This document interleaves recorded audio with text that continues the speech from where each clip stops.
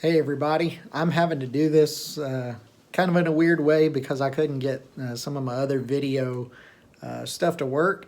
But I wanted to do a quick run through of our Faith Forward devotionals that we're going to be looking at tonight.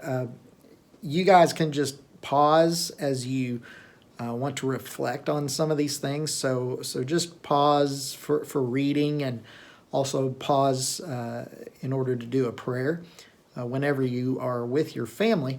But again, we're going to be using Faith Forward, the Faith Forward Family Bible Study, Week 6. And we're in the midst of talking about Job.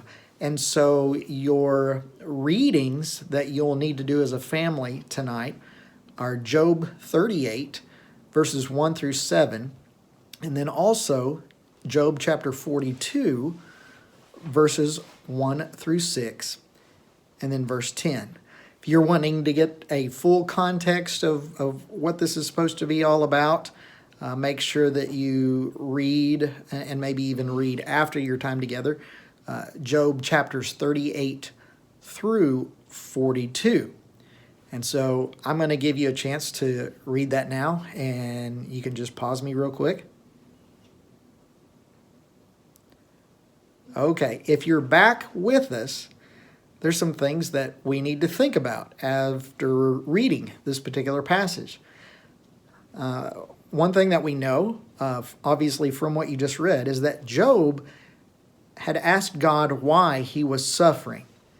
And he had spent several chapters asking God questions and really almost, he didn't sin, but he almost a kind of a smart alecky attitude. Like, if you know so much, then why did all this happen? If you're such a good God, we ask those kind of questions too. And so he asked God, why am I suffering so much? And then God, as we can see in these writings, actually gives him an answer. And what God had to do here is to remind Job that he is the creator of the world and that he does know everything. He intricately created some of the most sophisticated and complex creatures that have ever existed on this earth. Things that Job would have no knowledge of when it comes to their intricacies. So he spends some time pointing that out to Job. But I want you to think about this question for just a moment. What would it be like, in your eyes, what would it be like to know everything? Sometimes we look at that and we think about it and we're like, boy, I wish I did know everything. Boy, that would be such an awesome thing, such an awesome power. And it's really, for us, it would be more of a burden, wouldn't it? It would be more of a burden for us to think about. But think about that just for a moment. What would it be like for you to know everything? Excuse me. And then Job eventually comes to the point where he acknowledges God's power. And so God restores his wealth and all of his earthly blessings. As a matter of fact, Job ends up with more than he ever had before after he repents and bows to God and says, hey, I realize what a fool I've been and how I don't know everything.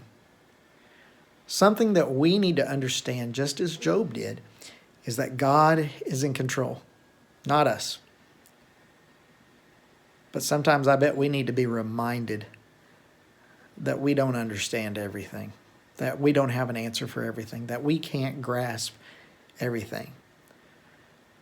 But hopefully, something that's comforting for you is to know that God does. God knows everything. He understands everything. He understands what we go through. And I think it's comforting for us to know that. I want you all as a family to pause and have a prayer together. Pray that God gives you understanding, especially in the times that we don't understand. Understanding, though, not just for knowledge, but maybe also understanding in the sense of accepting accepting life and accepting the things that we go through, and knowing that in the end, God does know all and is in control. So have that prayer together for just a minute. Now that you're back from having that prayer, you can do this memory verse with your family. That's Job 42 and verse 2. And the verse is, I know that you can do all things, and that no purpose of yours can be thwarted. So have your kids go over that verse a few times and have them put that to memory together. Parents, you can do the same thing with them. You can all try to memorize this verse.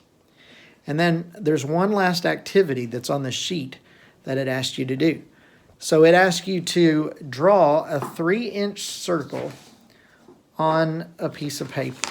Okay, and I'm going to try to, that's not a very good circle, but that's the best that me and Hallie could do a while ago. And then you need to get a cup of water. And I guess the best way to show this would be to do this and place the cup far enough away from the circle that if you were to tip it over, the edge of the cup would dump the water in the middle of the circle. And go ahead and do that. Make sure that you have an area that that water can spill a little bit. Whenever you dumped that cup of water out, you probably felt a sense of hopelessness. There was nothing that you could do to keep the water inside of that circle. It's just the way that water's made, it's not a solid. And so there's no way that you could have any control over what happens. God created and controls everything. He controls water. He does it at his own discretion. Sometimes we're left to wonder why certain things happen and why certain things did not happen. But one lesson that we ought to learn from this is that what we do have control over is our response to things that happen. Just like Job did. He had control over how he responded. He had control over whether he was going to remain faithful to God or not. So now, get a towel, and kids, clean up the mess for your parents, because that is something that you can have control over. I hope y'all were blessed by this devotional and enjoyed it, and we will see you the next time that we can get together. God bless.